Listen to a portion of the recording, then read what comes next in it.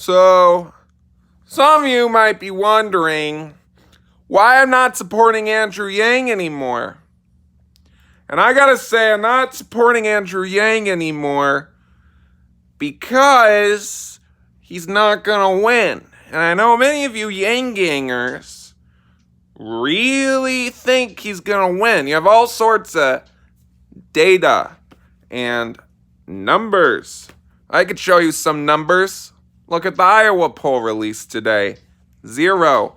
Look at the other Iowa poll released today. 1. And sure, you could go look at the New Hampshire poll that was released yesterday that showed him at 5%, which is pretty good and the highest he's gotten in a qualifying poll in one of the early states.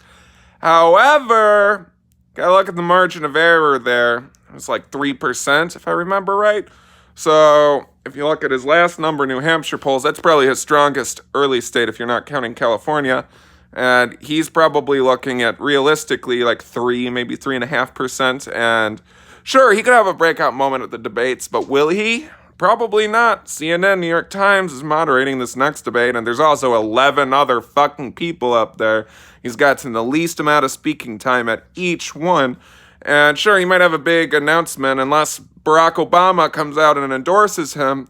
Well, I don't really see him really blowing up the way that I know so many of you and I myself wanted him to for a long time.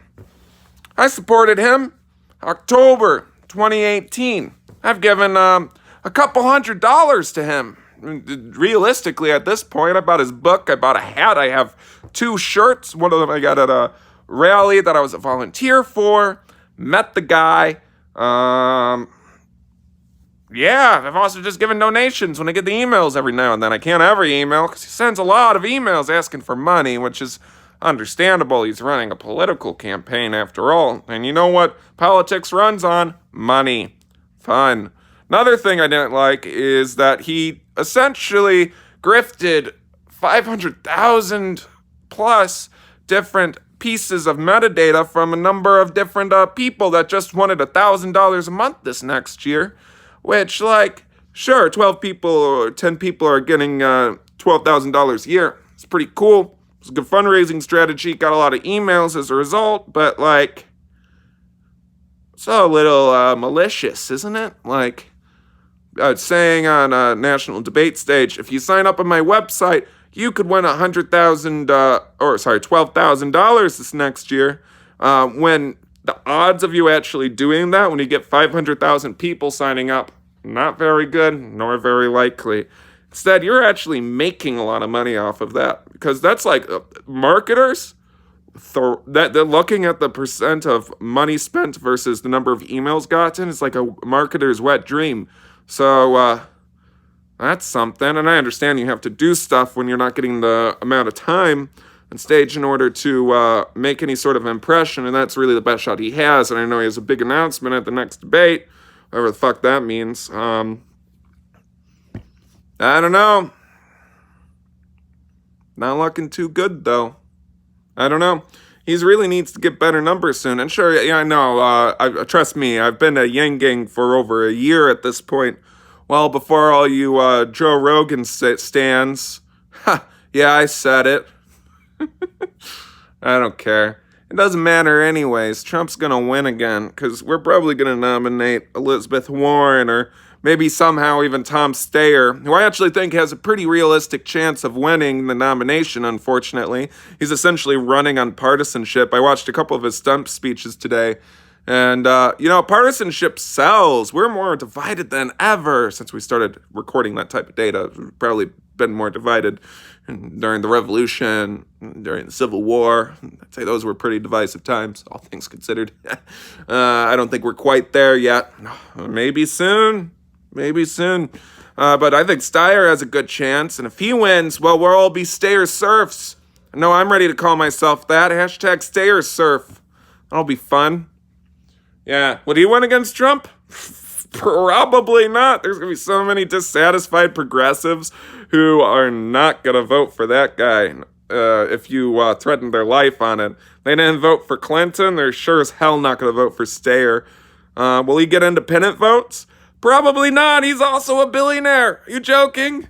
Maybe we'll get a great third party showing this year. Maybe they'll reach 10%. Yeah, no. Politics today is pathetic. So that's good. Something to look forward to. Economy's probably going to crash, which, I mean, like, we have it coming. Happens every, 10 years?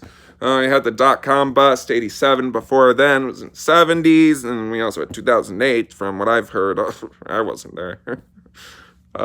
But now we're due for one. We're overdue. It'll come soon enough. Who's to say when? Maybe it's already started.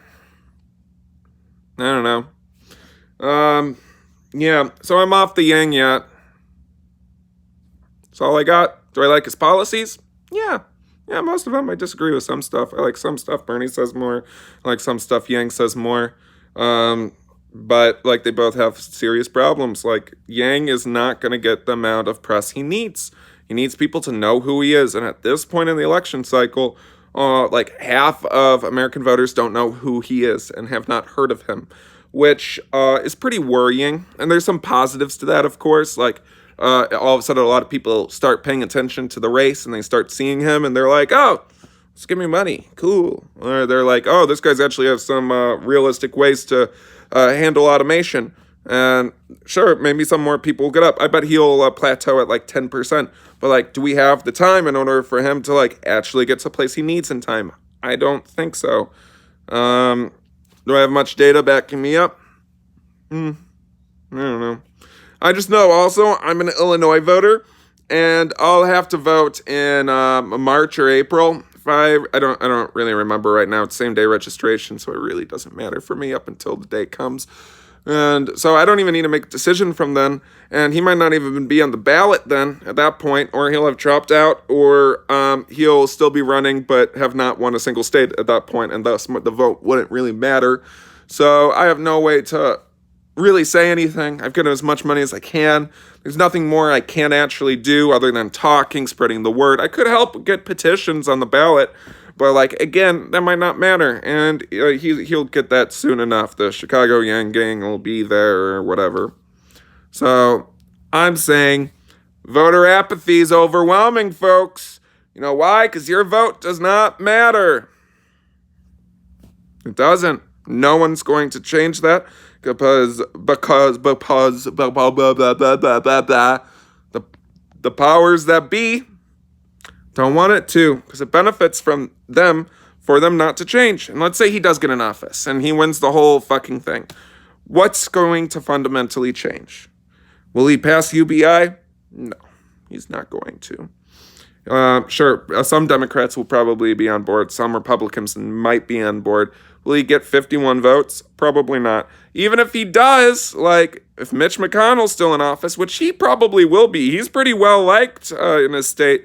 Like, he's not going to fucking let anything get up onto the desk that he doesn't want to see up there. It's what he's been doing since he's been fucking Senate Majority Leader. So I don't know why anyone would expect anything to pass through Congress during that time, unless it's something that the GOP also agrees with. So that's fun. So in all the Yang's great electoral reform stuff, that's not going to go through unless someone fucking caps Mitch McConnell, which we can hope.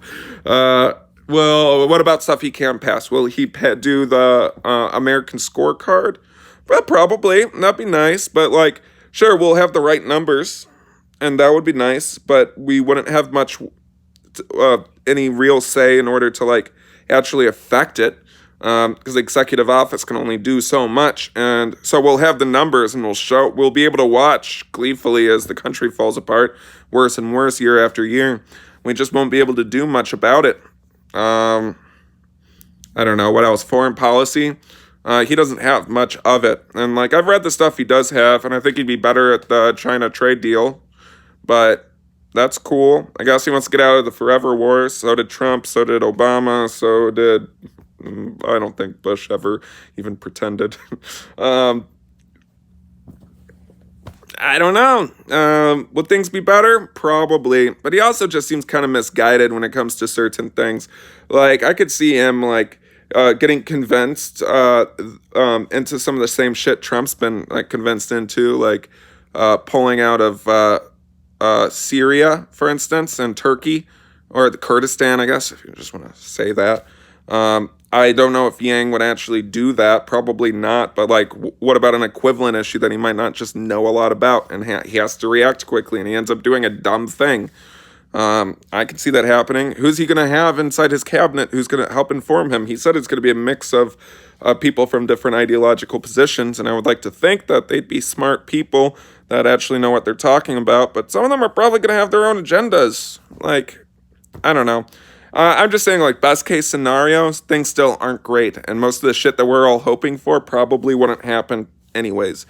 So there's no real hope, and I'm not a doomer per se, but catastrophe is coming, and the world's going to end. Ends knee. Knee. Knee. So, yeah. No longer a Yang Gang. I'm a stairs surf now. Like all the rest of you will be soon. Get hyped.